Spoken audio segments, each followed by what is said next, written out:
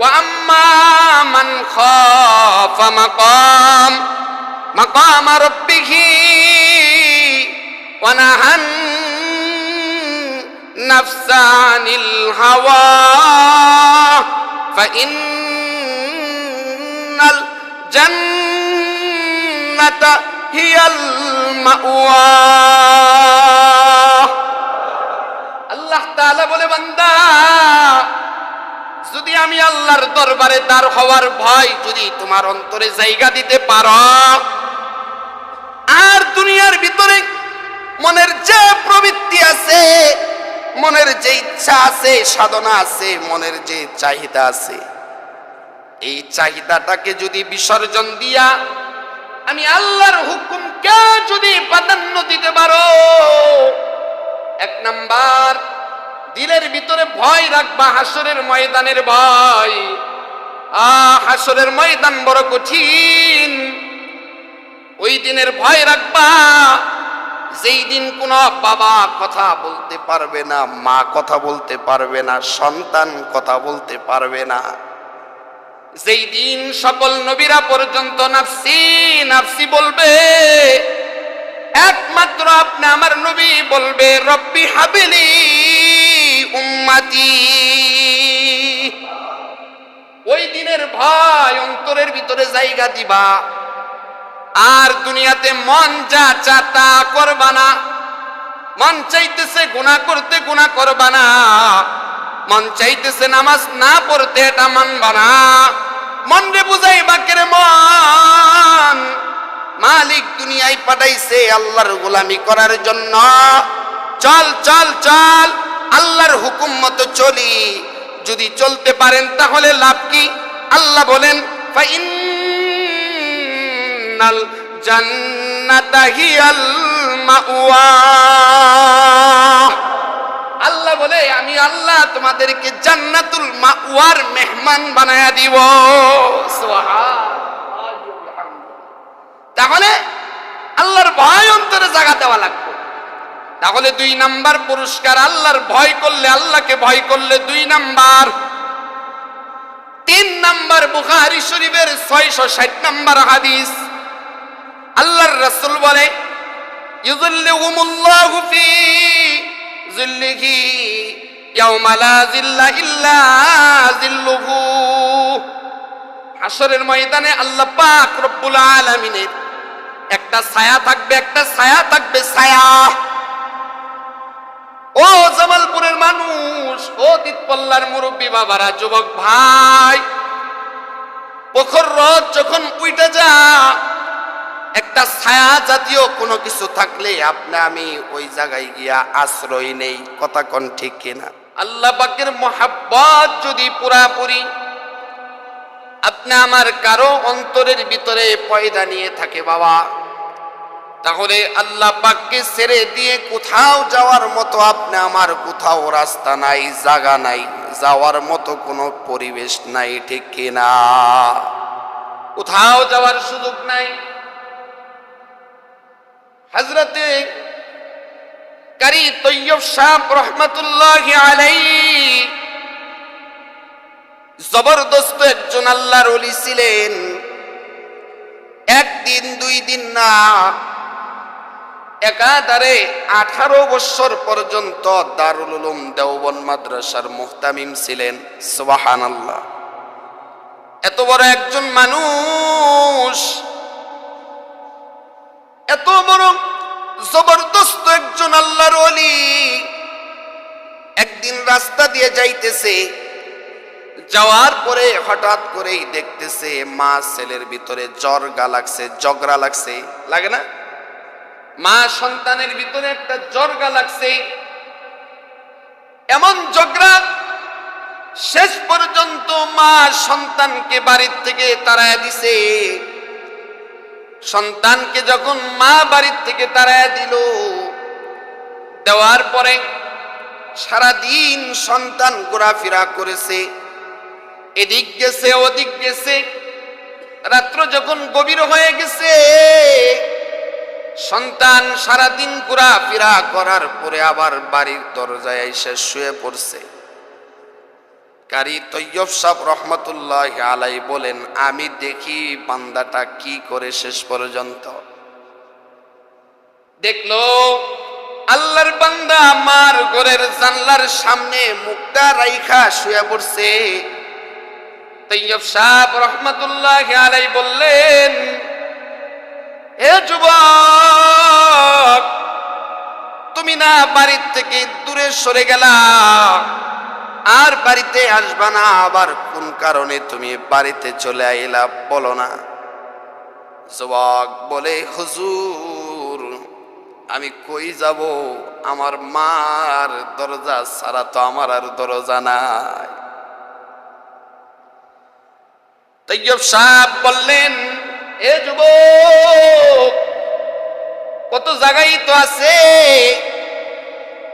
আল্লাহর বান্দা যুবক বললেন, হুজুর অনেক জায়গা পাওয়া যাবে, কিন্তু মার মতো মমতাময়ী তো আর কাউরে পাওয়া যাবে না। এজন্য আমি মায়ের দরজার ভিতরে শুয়ে পড়লাম।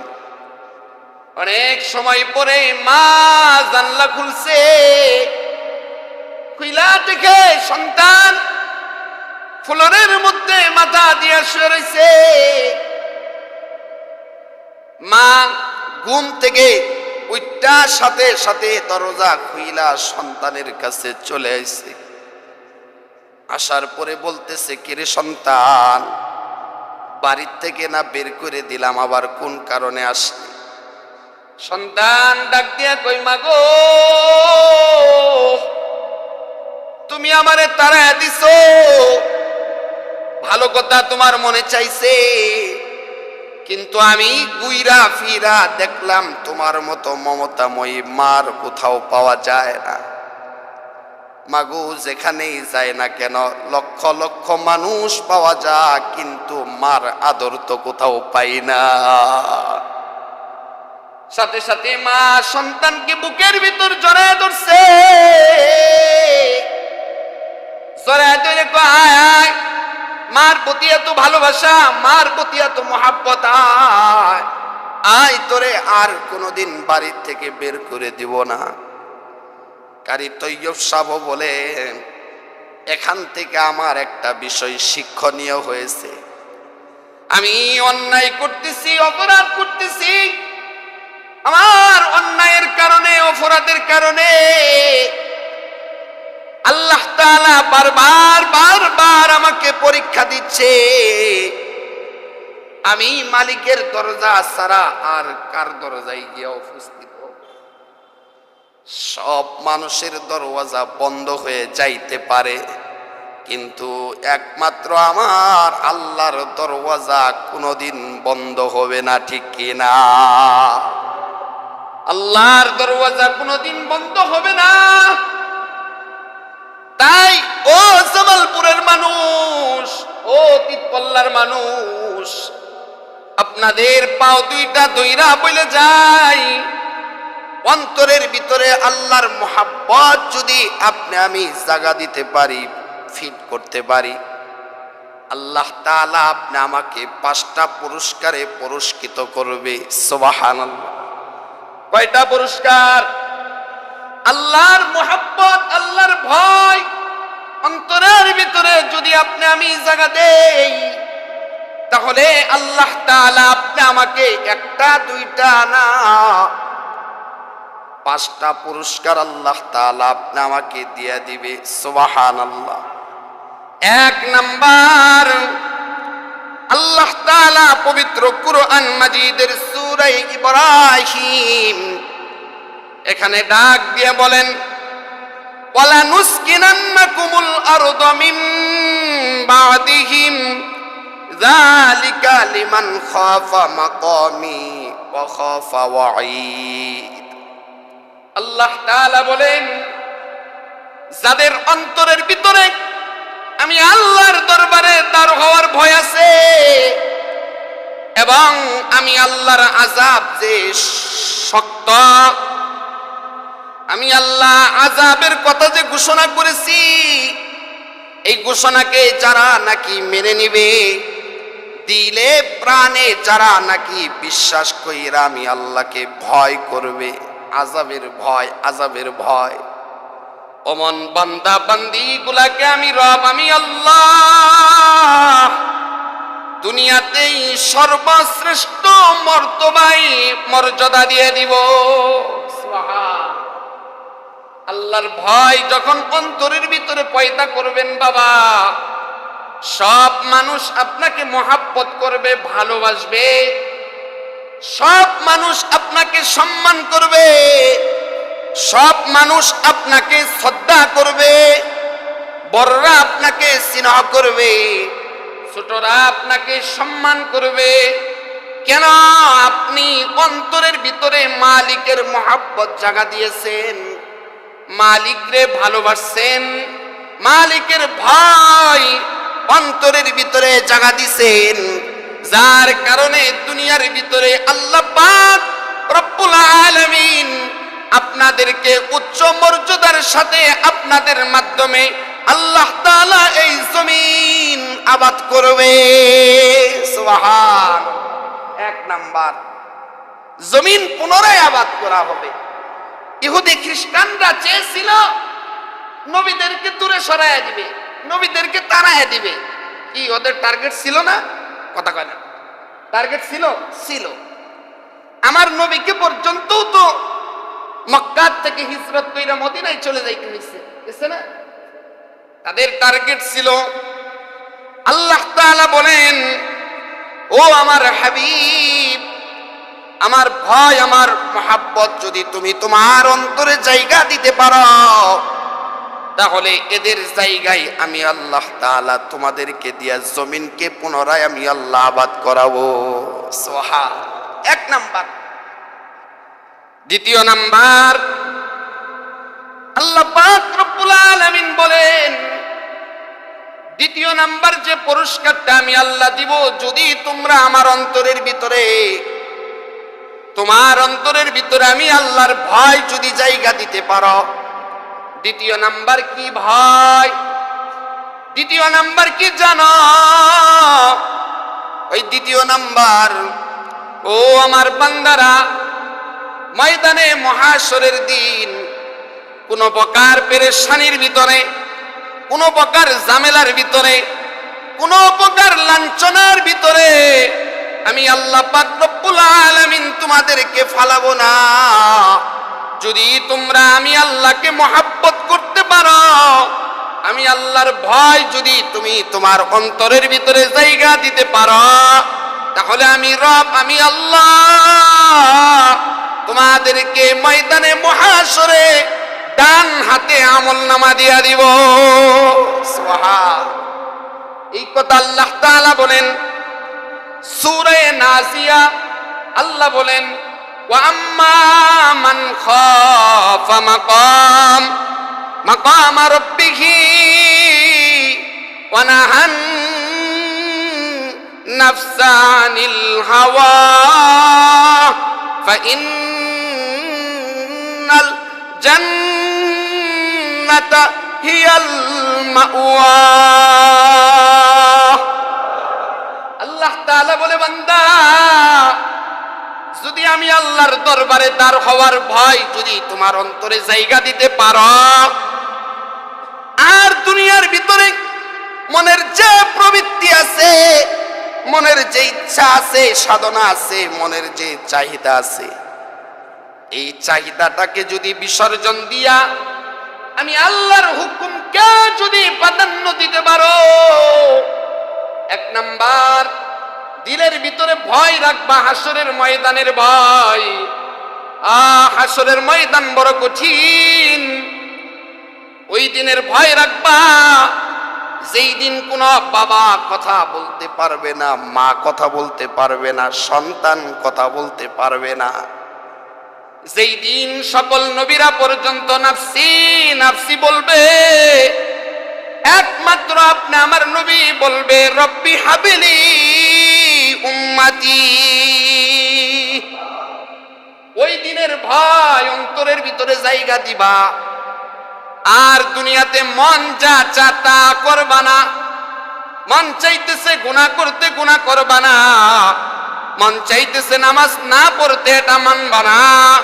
মন রে বুঝাইবা কেরে মন, মালিক দুনিয়ায় পাঠাইছে আল্লাহর গোলামি করার জন্য। চল চল চল, আল্লাহর হুকুম মতো চলি। যদি চলতে পারেন তাহলে লাভ কি? আল্লাহ বলেন ফাইন্নাল জান্নাতা হিয়াল মাওয়া। আল্লাহ বলে আমি আল্লাহ তোমাদেরকে জান্নাতুল মাওয়ার মেহমান বানায়া দিব। সুবহানাল্লাহ। তাহলে আল্লাহর ভয় অন্তরে জায়গা দেওয়া লাগবে। তাহলে 2 নাম্বার পুরস্কার, আল্লাহর ভয় করলে, আল্লাহকে ভয় করলে 2 নাম্বার।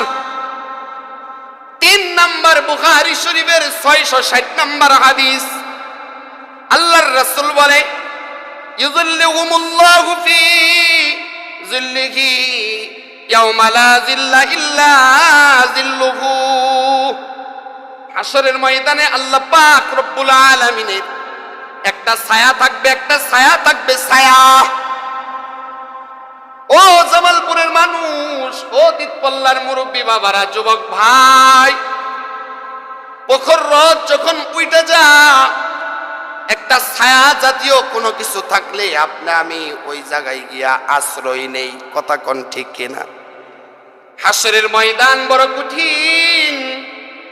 আধা হাত উপরে সূর্য আসবে, একটা দুইটা না বাবা, আজকে তো সূর্য আলো দিচ্ছে পিঠ দিয়া, পিঠ দিয়া।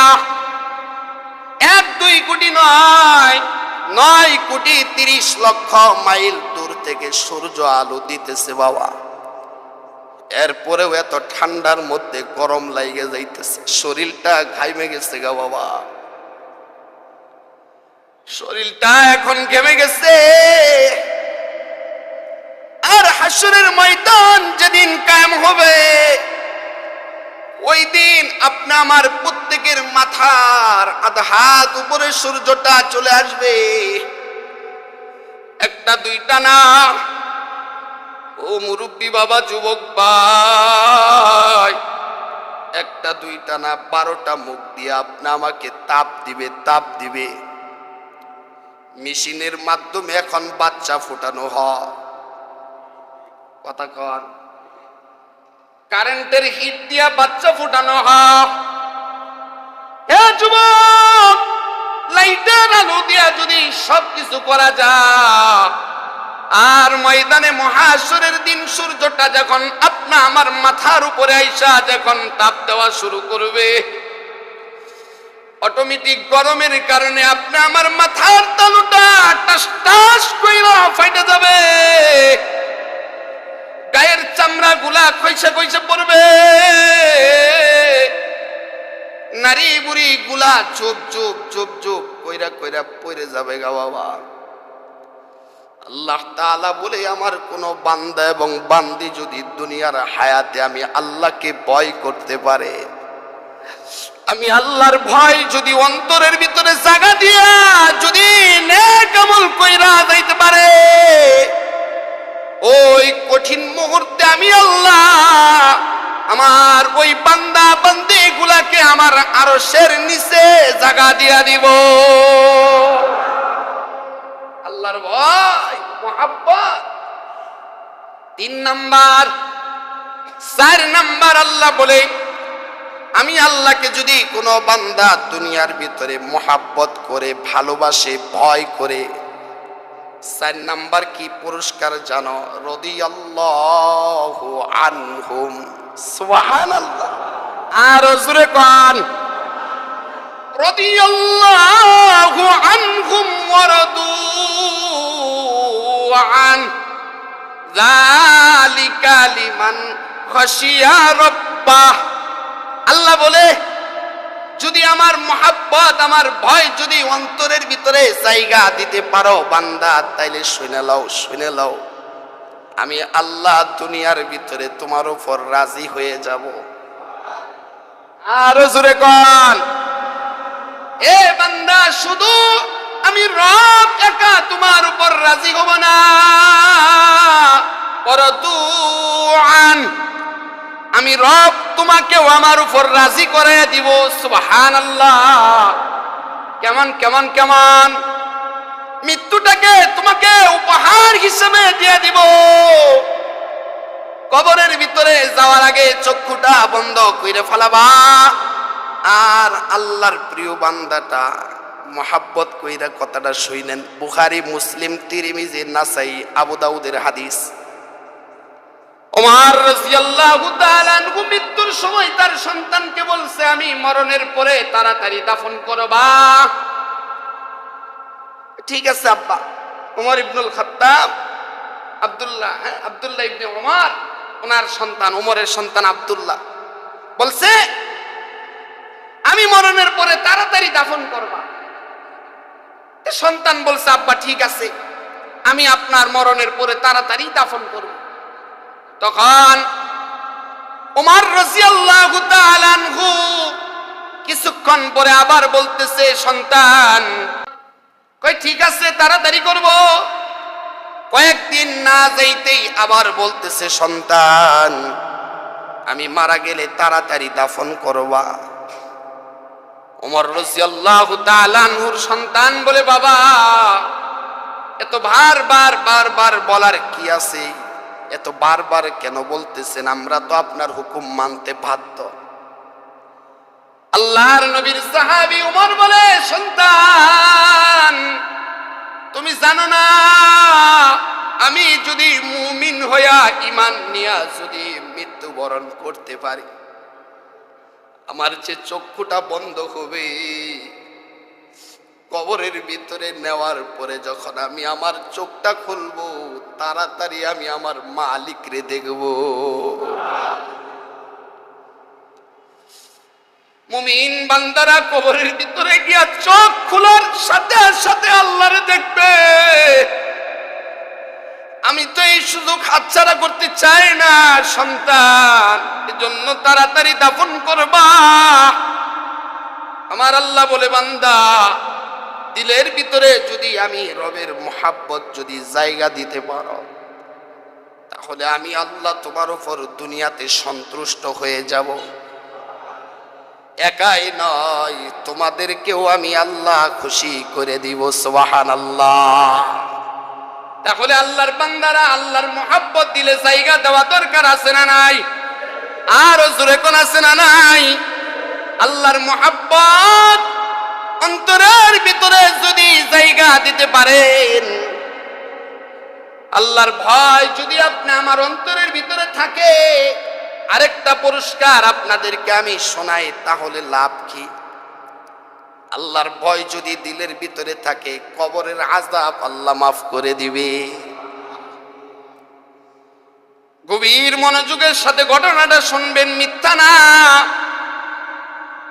এই হাদিসটা বাবা, এই হাদিসটা মিশকাত শরীফের ভিতরে সুন্দর করে লিপিবদ্ধ করা আছে। আল্লাহর রাসূল নিজে বলছে, বনি ইসরাইলের জামানার আল্লাহর এক বান্দা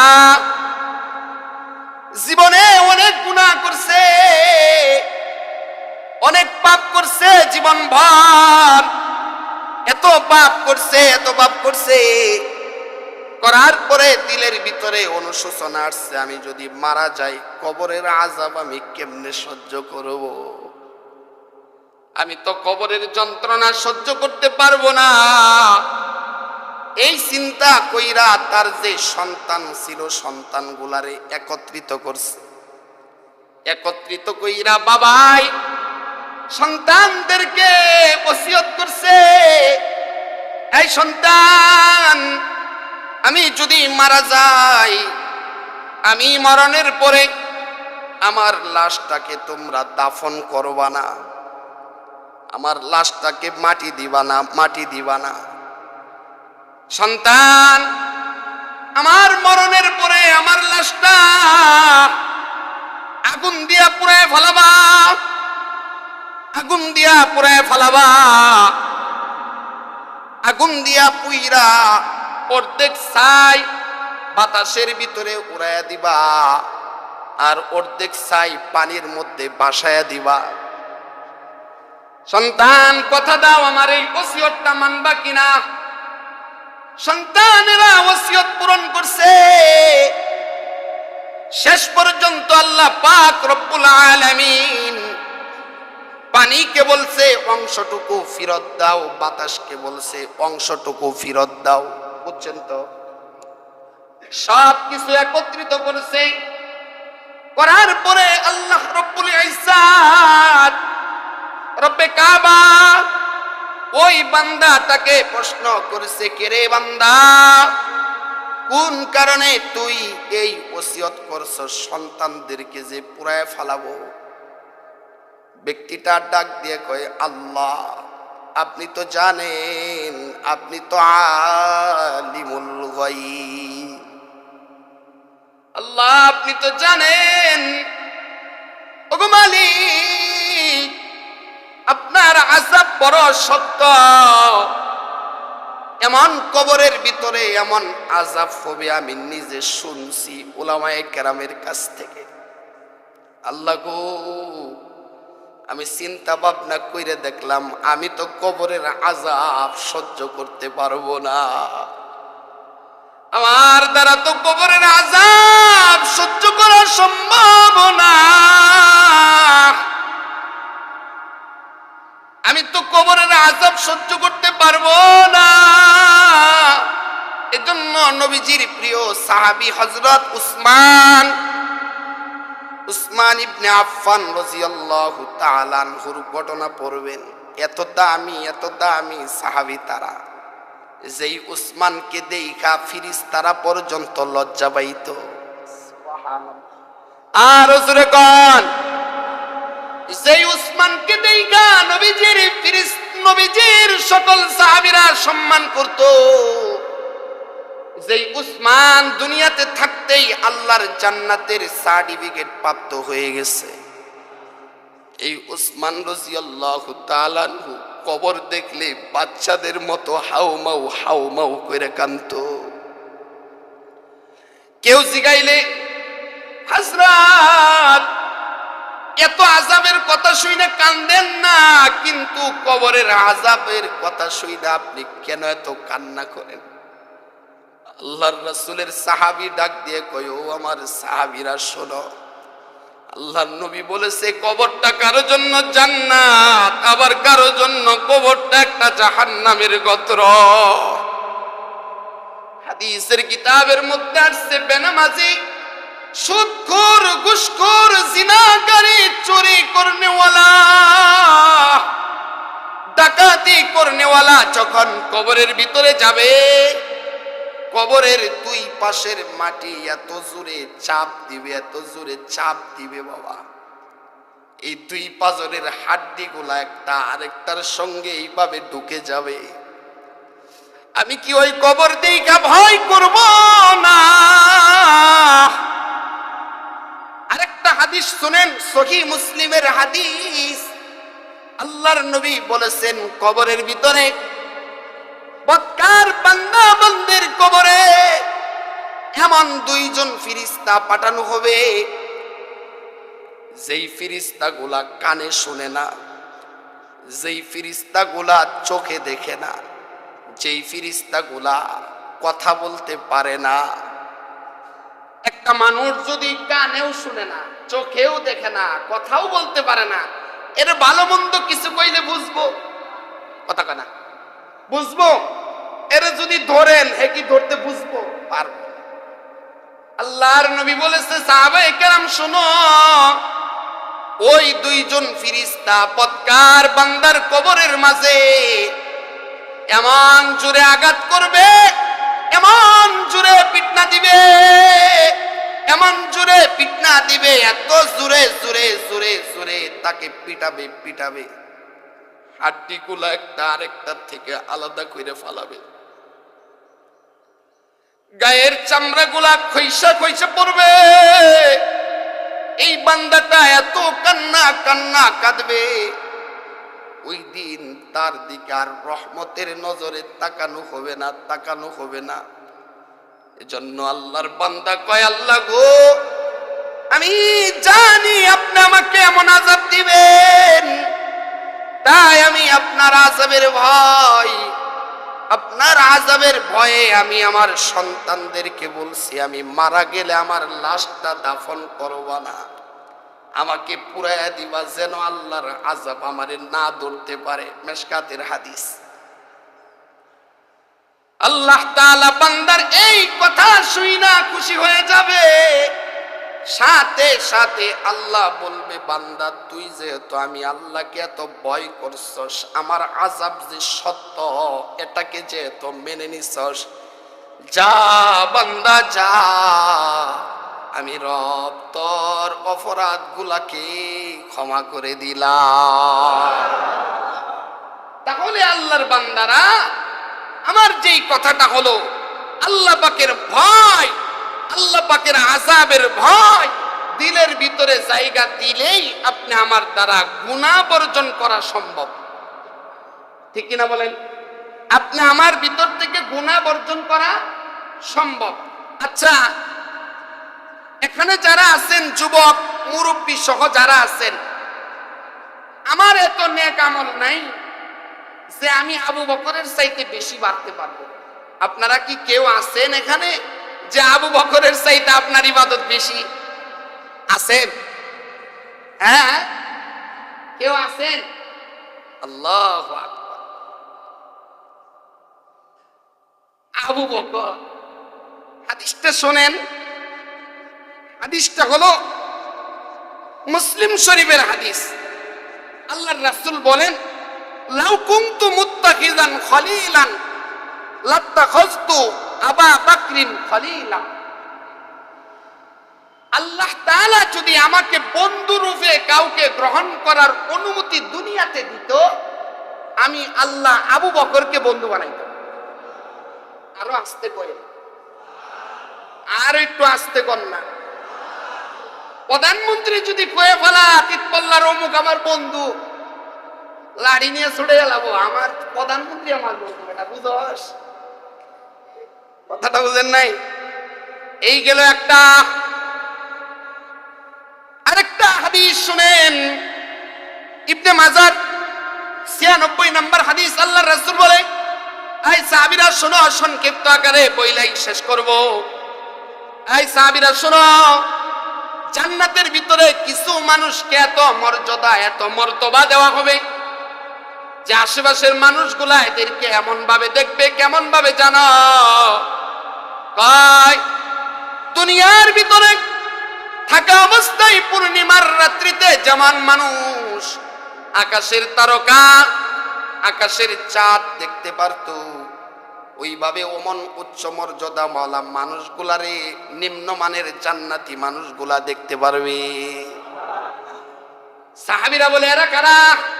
নবীজি বলে, অনেকেই হবে এর ভিতরে, অবশ্যই হবে উমর আর হযরত আবু বকর। সুবহানাল্লাহ।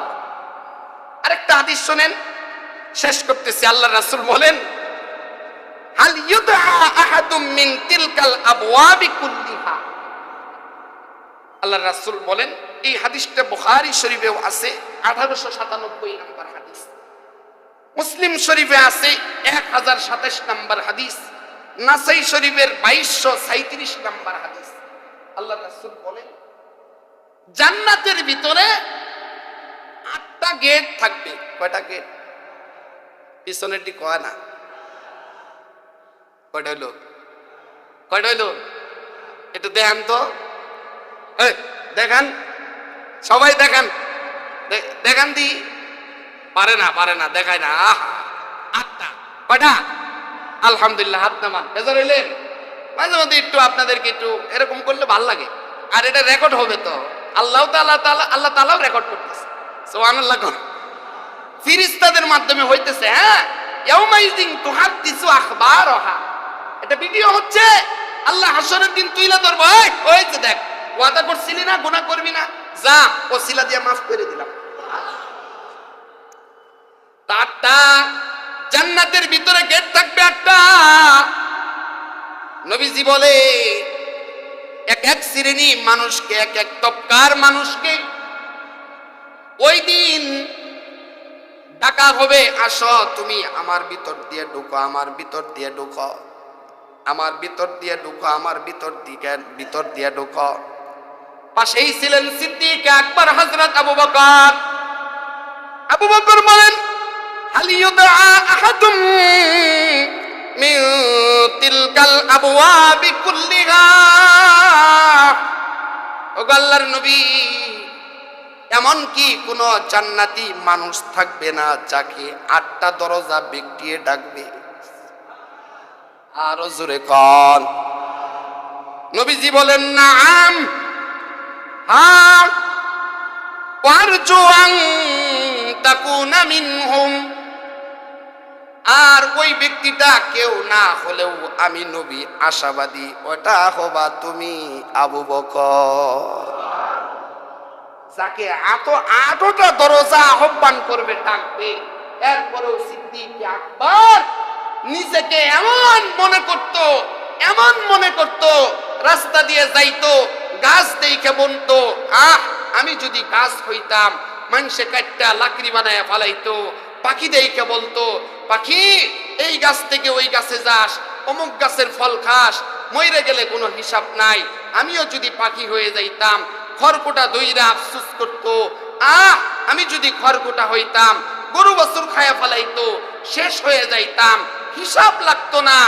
আর নবীজি এত সুসংবাদ দেওয়ার পরেও এমন একজন সিদ্দিক আকবর আবু বকর এত নিজেকে ছোট মনে করছে, আল্লাহর ভয় এত দিলের ভিতরে পয়দা করছে। আজকে আপনি আমার ইবাদতের অবস্থা কি? সুবহানাল্লাহ। জোহর আইলে আসর নাই, আসর আইলে মাগরিব নাই, মাগরিব আইলে 3 দিন নাই। কথা কয় না, 3 দিন নাই। আবার কি কয়, জান্নাতে যদি আমি না যাই, হুজুরে যাবার পাবো? জান্নাত আপনার মামার বাড়ির ওয়ারিশ না যে আপনি ইন্তনে চাইলেই পাবেন, অসম্ভব।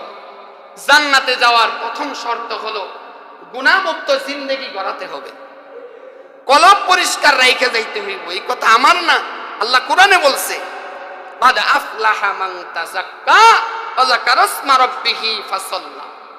পবিত্র আত্মা নিয়ে যদি আসতে পারো, জান্নাত আমি আল্লাহ দিয়ে দিব। আল্লাহ তাআলা বলনেওয়ালা শুননেওয়ালা সবাইকে আত্মশুদ্ধি কইরা কবরে যাওয়ার তৌফিক দান করেন। জোরে কোন আমিন।